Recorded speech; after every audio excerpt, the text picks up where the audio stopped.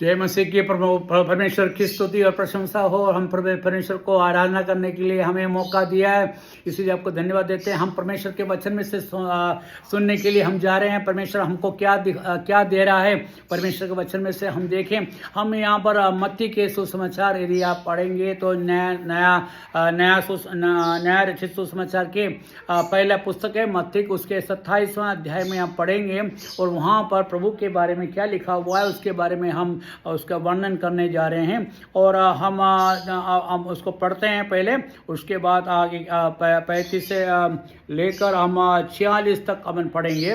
35 से लेकर 46 तक।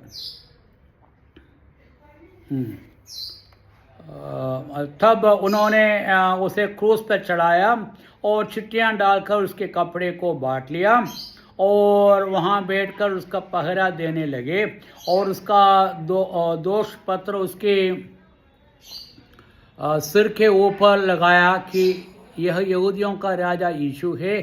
तब उसके साथ जो डाकू एक दाहिने और एक बाएं क्रूस पर चढ़ाए गए और आने जाने वाले सिर हिला हिलाकर उसकी निंदा करते थे और वह कहते थे कि हे मंदिर के ढाने वाले और 3 दिन में बनाने वाले, अपने आप को तो बचा। यदि तू परमेश्वर का पुत्र है तो क्रूस पर से उतर आ। इसी रीति से महायाजक भी शास्त्रियों और पुरानियों समेत ठट्ठा करके कहते थे, इसने औरों को बचाया और अपने को नहीं बचा सकता। यह तो इस्राएल का राजा है। अब क्रूस पर से उतर आए तो हम उस पर विश्वास करें। और उसने परमेश्वर भरोसा रखा और यदि वह इसको चाहता है तो अब उसे छुड़ा ले, क्योंकि इसने कहा था कि मैं परमेश्वर का पुत्र हूँ। और उसी प्रकार डाकू भी जो उसके साथ क्रूस पर चढ़ाए गए थे उसकी निंदा करते थे। दोपहर से लेकर तीसरे पहर तक उस सारे देश में अंधेरा छा रहा और तीसरे पहर के निकट यीशु ने बड़े शब्द से पुकार कर कहा, एली एली लम्मा शबक्तानी, अर्थात हे मेरे प्रभु परमेश्वर, हे मेरे परमेश्वर, तूने मुझे क्यों छोड़ दिया। जो वहाँ खड़े थे उनमें से कितनों ने यह सुनकर कहा कि ये तो एलिया को पुकारता है। उसने एक तुरंत दौड़ा और सर से लेके सर को डुबाया और सरखंडे पर रखकर उसको चुसाया। ये परमेश्वर का हम इसको पढ़ते हैं तो हम परमेश्वर को किस प्रकार से क्रूस पे चढ़ाया है उसके बारे में हमको सुनने को मिलते हैं। यहाँ पर क्या लिखा हुआ है कि परमेश्वर को क्रूस पे चढ़ाने के लिए मैंने आपको पिछले हफ्ते में आपको बताया था कि परमेश्वर का जन्म किस प्रकार से हुआ। मैंने बताया परमेश्वर का आने का कारण क्या है। मैंने आपको बताया परमेश्वर का आने का कारण क्या है। परमेश्वर का आने का कारण यही था, वो आया है, नहीं जन्मा नहीं गया है। आपको सब बिल्कुल समझ में आना चाहिए। आपने कोई दुनिया में कोई ऐसा व्यक्ति देखा है जो इस पृथ्वी पर आया है? कोई भी व्यक्ति नहीं है जो पृथ्वी पर आया है। पृथ्वी पर नहीं आया है, वो जन्मा है। यहाँ पर बताते हैं परमेश्वर वचन में क्या, परमेश्वर आया मतलब वो पहले से ही थे, हम पहले से नहीं थे। हमारे जन्म होने पर ही हम पृथ्वी पर जन्म हुआ और इसीलिए हमारे पासपोर्ट में कहीं पे भी आधार कार्ड में हमारे जन्म का तीथि लिखा जाता है, आने का तीथि नहीं लिखा जाता है। हम जन्मा हुआ व्यक्ति है और हमको परमेश्वर ने हमको परमेश्वर की महाकृपा से हम जन्म हुआ। और यही नहीं, हम परमेश्वर के और हम जन्म लेते ही हम पाप में गिर पड़े। क्योंकि उसका कारण क्या था। हम पढ़ते हैं कि आदम के बारे में हम पढ़ते हैं, जो पहला मानव था जो इस पृथ्वी पर परमेश्वर ने बनाया गया था। परमेश्वर ने किस प्रकार से आदम को बनाया था। परमेश्वर ने आदम को बनाने के पहले उसने क्या करा मालूम है।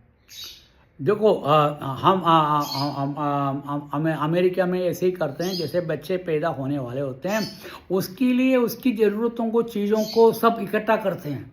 हर चीज़ को, जैसे उनके कमरे होते हैं उसके लिए पेंट करवा के उसके अंदर जो बच्चा आने वाला है, यदि लड़का है तो लड़के का कलर, लड़की हो तो लड़की का कलर वो लगाते हैं। और उसके बाद उसके अंदर पूरे उसके अंदर बच्चे का बच्चेदानी या मतलब क्या कहते हैं काट लगाते हैं, उसके दूध और उसके नैपकिन सब कुछ वहाँ पर जमाए रखते हैं। और उसका टेबल जहाँ पर उसको रखना है, मतलब हर चीज़ को ला के रखते हैं।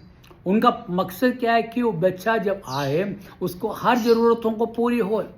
वैसा ही परमेश्वर ने क्या करा, हमारे लिए भी करा। परमेश्वर ने जब हम मनुष्य को बनाने के पहले उसने क्या करा, मतलब पूरे 6 दिन उसने क्या करा, पूरे 6 दिन उसने हमारी ज़रूरतों को हर चीज़ को बनाया।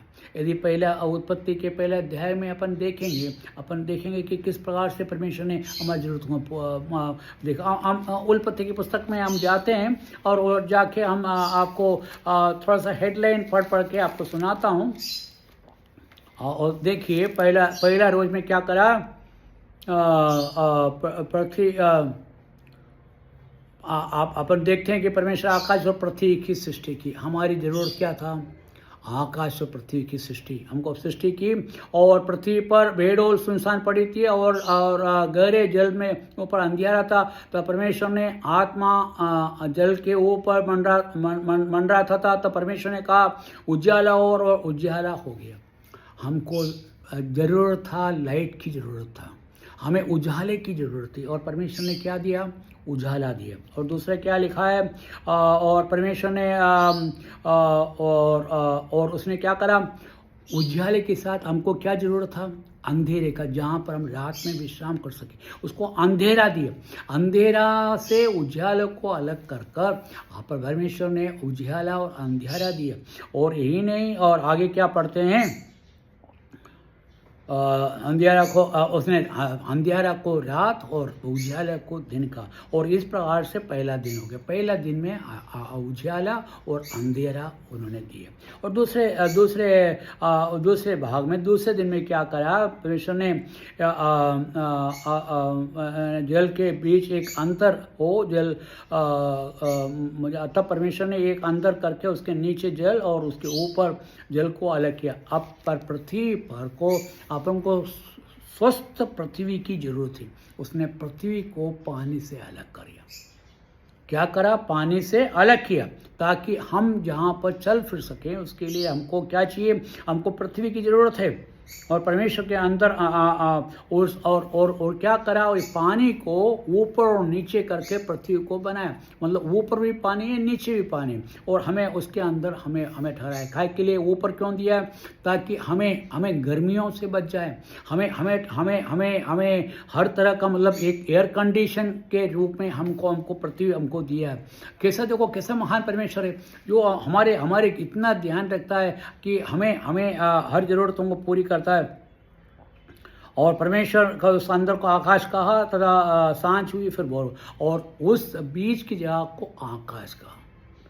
और ये दूसरे दिन का काम है। उसने क्या करा, हमें पृथ्वी और समुद्र दोनों हमको दिया, ताकि हमें हमारी ज़रूरतों को पूरा हो। यही नहीं, हमें एयर कंडीशन रूप से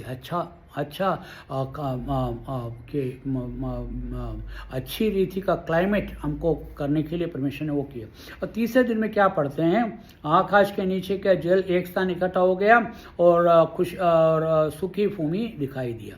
और उसने क्या करा, ये पृथ्वी के अंदर जब पानी नीचे का पानी था, उसको सेपरेट किया, उसको अलग किया, अलग करके उसमें से अलग करके पृथ्वी बनाया। मतलब हमको समुद्र की भी जरूरत है, पृथ्वी की जरूरत है। तो उसने समुद्र को अलग किया। और परमेश्वर ने भूमि को पृथ्वी से कहा, तथा जल इकट्ठा हुआ और उसने समुद्र, और परमेश्वर ने देखा कि अच्छा है। फिर परमेश्वर ने कहा पृथ्वी से, पृथ्वी पर हरी हरी घास उगे, क्योंकि ज़रूरत है कि हमको हरी हरी घास मतलब अपन खाने पीने का सामान, मतलब ये घास, ये अब देखा जाए तो हमारे गेहूँ सभी घास में पड़ते हैं, और उस प्रकार से हमारे लिए हमारी ज़रूरतों का सामान उसने पृथ्वी पर बनाया।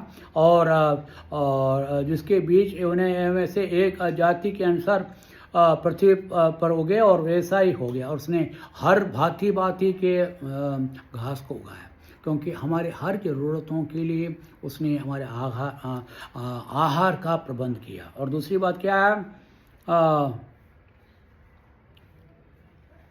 और तब देखते हैं कि और उसने अपने आहार का प्रबंध करने के बाद ये तीसरा दिन यहाँ पर ख़त्म होते हैं। और उसके बाद चौथा दिन में क्या लिखता है, करने के लिए आकाश के अंदर, और अपने रात में रात में हमको ज्योति चाहिए, हमको दिखने के लिए सब कुछ मिलना चाहिए। उसने क्या कर, रात में तारों को और चंद्रमा को बनाया।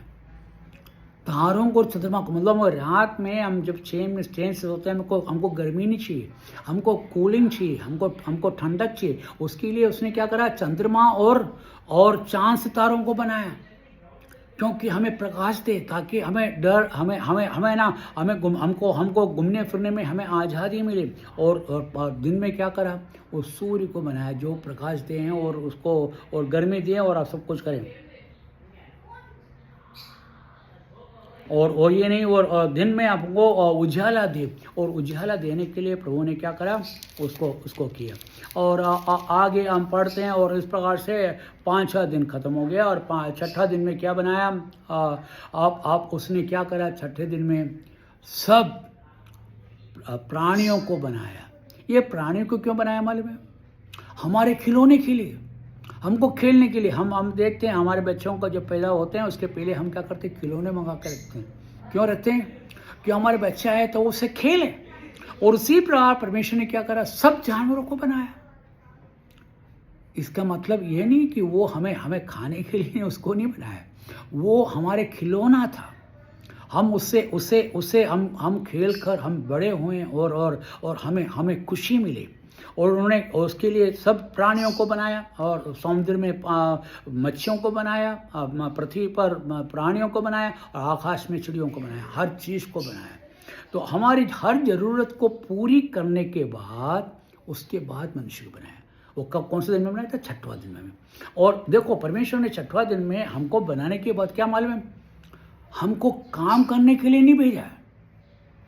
6वां दिन में वहाँ पर समाप्त होने के बाद हमको 7वां दिन क्या दिया, विश्राम का दिन दिया। परमेश्वर हमारे विश्राम का ज़्यादा ख्याल रखता था, इसलिए आप इसमें पढ़ते हैं सबत मतलब 7वां दिन के बारे में हम पढ़ते हैं, क्योंकि हमें विश्राम चाहिए। परमेश्वर ने हमको पैदा होते से हमें काम पे नहीं लगाया, बोले तुम काम करो, बोले विश्राम करो। विश्राम करके हमने परमेश्वर, मैं आपको यही बता रहा हूँ। और यहाँ पर अपन क्या पढ़ते हैं कि परमेश्वर ने हमारी हर ज़रूरतों को पूरी किया, और हमारी हर ज़रूरतों को पूरी करना ही उसका मकसद था। मैं भाग 1 आपको मैंने सुनाया था, अभी भाग 2 पे अपन जा रहे हैं।